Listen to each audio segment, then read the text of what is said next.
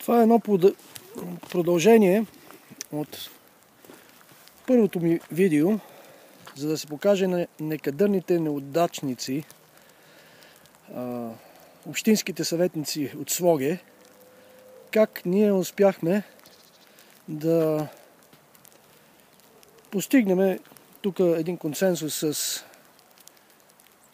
строителната компания, която беше окалила целия път. Както виждате, тук вече е насипано, тук е насипано, насякъде е насипано. Даже са оставили и една купчина още от тази фракция, за да донасипваме.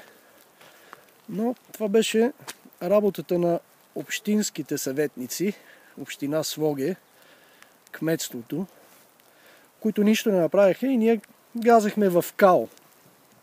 Малко се промениха нещата и това го постигнахме ние тук, жителите на спирка Желен, без помощта на некадърните и негодни общински служители. Мисля, по-добре да вземат да си върват в къщи от това топло място и да върнат заплатите, защото за нищо не ставате.